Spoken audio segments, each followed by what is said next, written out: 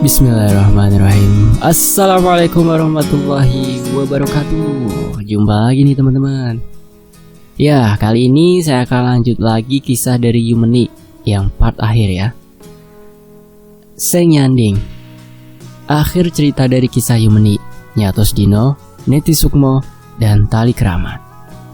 Sebelum kita masuk ke kisahnya, yuk kita harus berdoa dulu ya.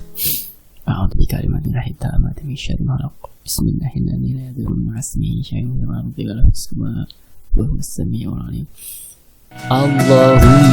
sholli ala sayyidina Muhammad sallallahu alaihi wasallam. Ini dia selengkapnya.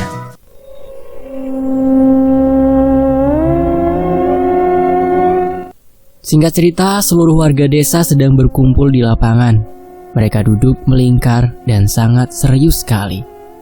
Hanya kobaran api unggun yang bersuara sangat kencang. Desa itu memang kecil, ya maklum. Di sana saat itu hanya dihuni oleh puluhan kepala keluarga.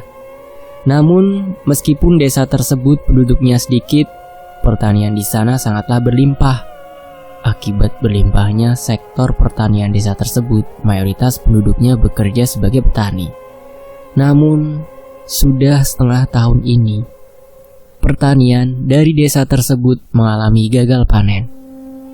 Hingga akhirnya, beberapa warga pindah ke kota dan sebagian menetap untuk berusaha mengembalikan kemajuan pertanian mereka.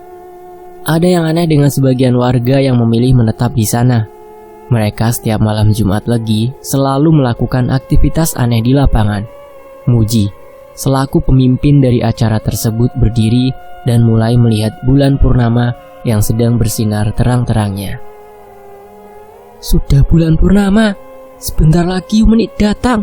Cepat, baca yang sudah disampaikan, jangan terputus, ucap Muji tegas. Kemudian, mereka semua yang berada di sana mengangguk. Seketika Muji memulai bacaan yang tiba-tiba diikuti oleh mereka yang berada di sana. Darah segar penyambung sukma, cepat datang, cepat bersuara. Ya, seperti itu kira-kira. Tiba-tiba angin kencang datang, dan seketika api unggun yang menyala tersebut mati. Muji mulai ketakutan, serta warga di sana juga mulai ketakutan. Gelap, dan hanya sinar purnama yang menerangi. Muji membaca lagi. Dengan sangat pelan, dia mengulang bacaan tersebut berkali-kali. Kemudian, terdengar suara dentuman yang membuat tanah bergetar dan seluruh warga di sana merasakannya. Hingga Bekti dan Martika yang melihat ada sebuah tangan keluar dari bawah api unggun tersebut. Bekti kemudian berkata kepada Pak Muji, "Pak, Yumeni sudah datang," ucap Bekti menunjuk ke arah api unggun. Akhirnya, merangkaklah sosok yang keluar dari tanah tersebut. Suara tulang yang patah membuat siapapun yang mendengarnya merasakan ketakutan dan geli. Muji kemudian duduk dan menundukkan kepala. "Yumeni, saya sudah membawa kaca. Ini, kamu terima." Ya, seperti itu. Dari narasumber menjelaskan bahwa Yumeni ini adalah seorang perempuan yang memiliki ilmu hitam yang sangat amat luar biasa. Dirinya telah bersekutu dengan iblis untuk bisa memiliki kelebihan amat sangat luar biasa. "Aku akan mendampingi keturunanmu sampai ada 2 tumbal dari darahmu yang dikorbankan kepada diriku," ucapnya serius dengan menunjuk Pak Muji. Muji menerima syarat itu dan kemudian, "Semua aku gilir. Siapa yang datang ke sini harus mau tanggung jawab. Sampai ada pantanganku yang memutus, sukmanya akan kuambil menjadi dayangku di alam sana."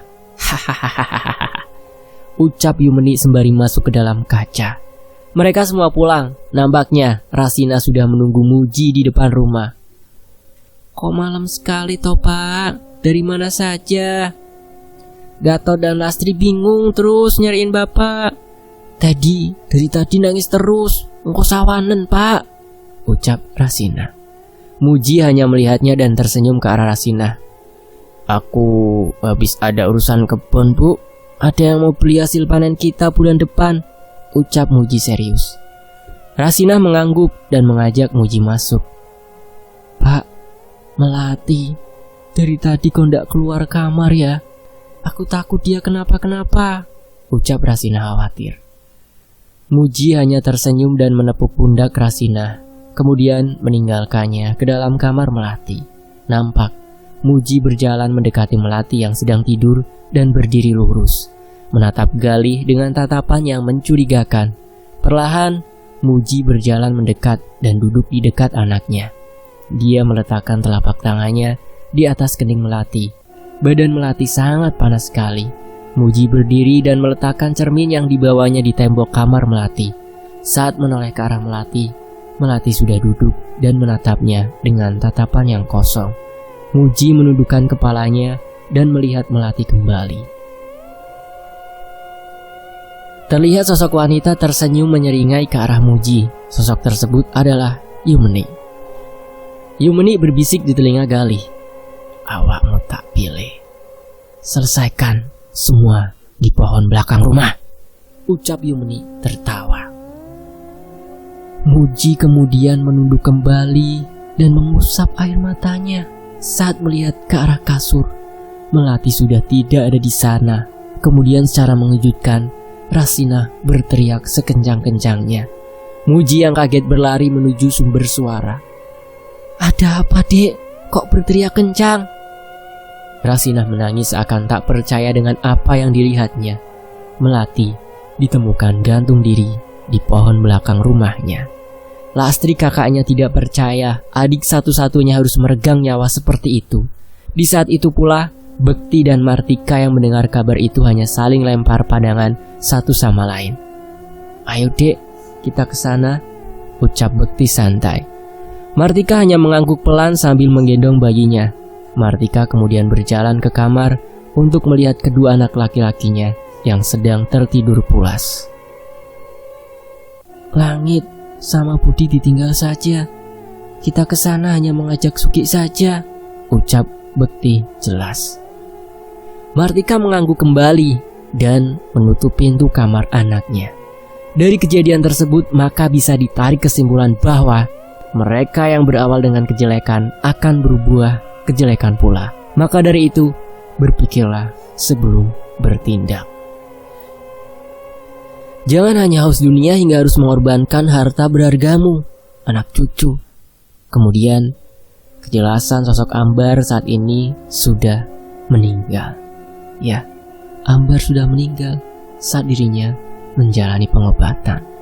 Dengan sepeninggal Ambar juga berakhir pula dampak pesugihan tersebut dari keluarga Muji.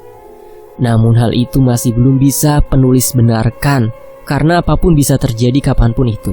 Maka dari itu, sayangilah keluarga kalian. Dunia hanya fana dan tidak abadi. Yang abadi hanyalah doa dari anak turunmu. Terima kasih telah menyimak cerita ini. Dan jika ada kesamaan nama dan kesalahan tulisan, mohon dimaafkan ya. Sekian dan sampai jumpa di kisah lainnya. Selesai. Alhamdulillahirrabbilalamin. Terima kasih ya buat teman-teman yang udah mau nyimak kisah ini.